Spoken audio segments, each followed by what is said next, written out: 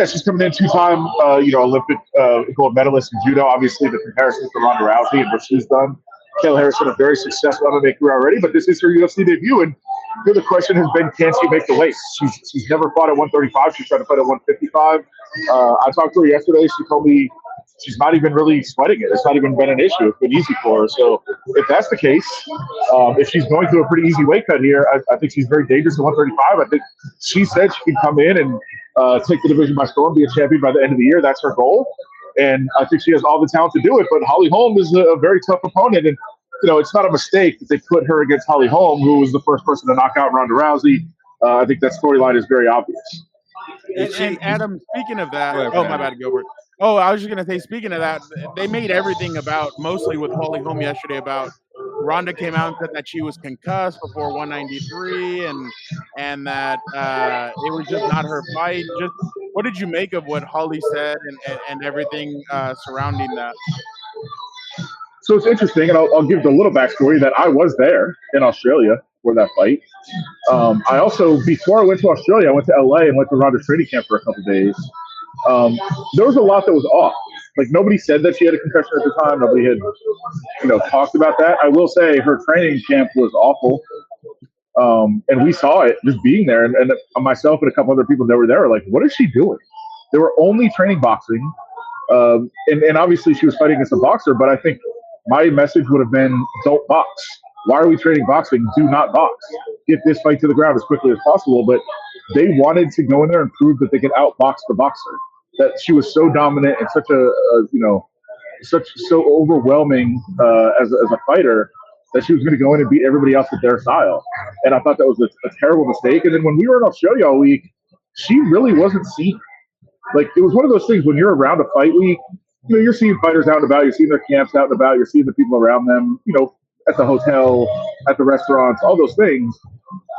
And nobody saw Ronda that week. And so am I saying it's true? I have no idea. I don't know. But it was a very, very strange fight week. There's no question about it. Sounds like a lot of excuses that she's making 10 years later or whatever it is. I forgot her. 2015, right? Was the fight, I think. But I'm saying in the moment, there was something. And I don't know what that was, but there was something going on. And maybe that was just bad preparation. I don't know. But it was a very weird fight.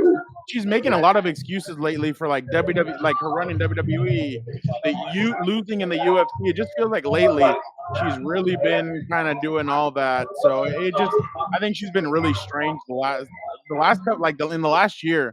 I just think she's pulled some weird stuff that I'm just kind of like, you kind of have to question what her angle is. Well, I'll say, like I said, I can't answer for whether or not she had a concussion going into that fight.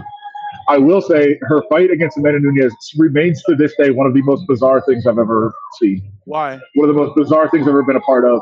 She, again, went into hiding all week. Nobody talked to her. She didn't do media at all. In fact, one of my most viewed interviews of all time was a video I did with Amanda Nunes that week, because the rule was kind of, hey, Ronda's not going to talk, so Amanda's not going to talk. So there was nothing on the record officially. And I caught up with Amanda and sat down and talked to her. And everybody wanted to see it because nobody was doing media. And Amanda kind of said off the record at the time, not on the video, she was like, what is going on with her? Like, you know what's happening? Nobody's seen her. Nobody knows what's going on. And if you go back and watch that fight, Ronda got hit one time. And she said this week.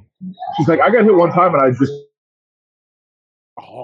If you go watch the fight, I thought so at the moment. If you go back and watch the fight, that's exactly what happened. She was not there. If she was in some other place during that fight, and it could be she was just so like shell shocked from the first fight or whatever. I don't know, but I've never seen somebody check out of a fight immediately like she did the first time she got punched. It was weird. And as far as wrestling goes, at it, but I think that's pretty clear, right? Wait, you kind of cut out when you said as far as wrestling goes, and then you cut out. Oh, yeah, she sucks at it. Oh, okay, we got it. And not just that, she was terrible on the mic as well. No, that's what I'm saying. I mean, I think she's athletic, so she can do some of the moves or whatever, but she's not a good character. She's not good on the mic.